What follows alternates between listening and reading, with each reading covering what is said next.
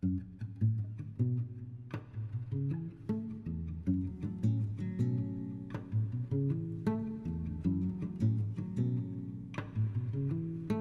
it's quite interesting.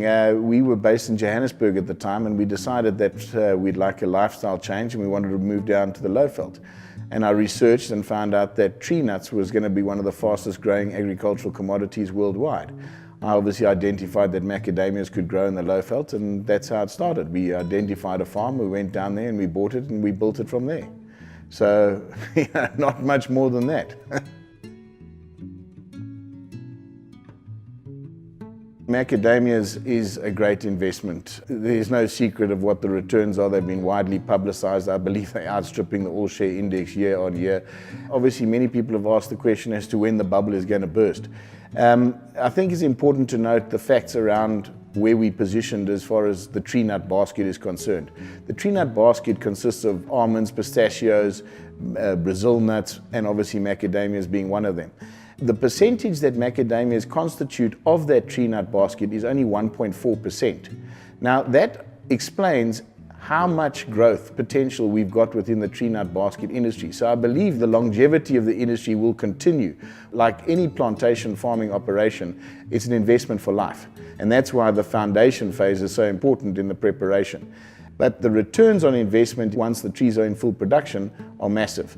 Whether the prices stay at the high elevation that they are currently, obviously that will depend on supply and demand.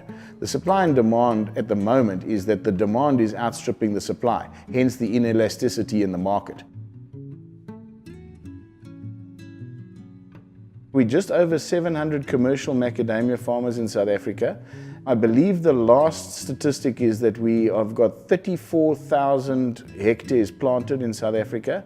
An important point to make, though, is that the current farmers are growing the industry exponentially, between 4,000 and 5,000 hectares per annum.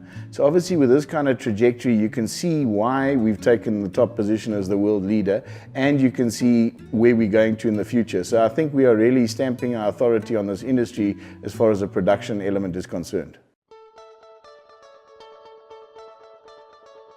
South Africa exports to a number of destinations, but it's important to note that 50 to 55% of the total export volume is going to China. The balance of the product is being obviously taken up in the United States of America and Europe largely, and obviously there's some smaller markets here and there, but those are the three predominant markets.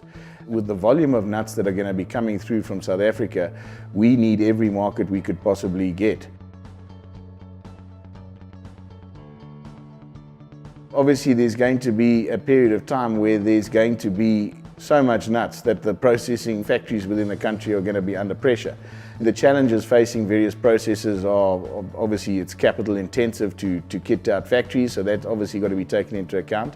I think it's no secret that South Africa suffers from power shortages in certain areas, and obviously factories of this magnitude need big driving power capacity. At this particular point in time, South Africa has to have a 12% import tariff on all macadamia nuts going into China. Our competitors in Australia have negotiated that their import tariff has now been reduced to 0. It might be wise for people within our industry body to really consider getting these import tariffs reduced, certainly in line with our competitors, so that we can become more competitive in the open market.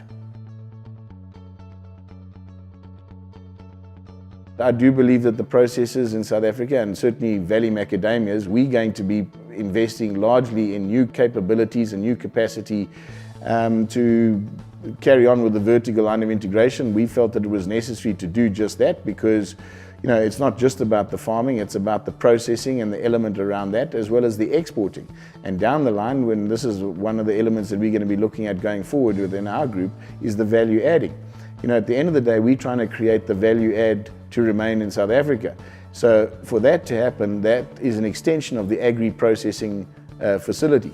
And that's what we would like to continue with. Having said that, I also believe that the farmers need to understand that, you know, this is not a crop that's going to be in and out within a 3-month period as per the seasons. And this is the beauty about macadamias, you know, it's not quite a perishable product like, for example, an avocado pear or something like that. So you would have to then educate the farmers within the various entities of processing factories to obviously build the necessary curing facilities and drying facilities that they can store the nuts for longer.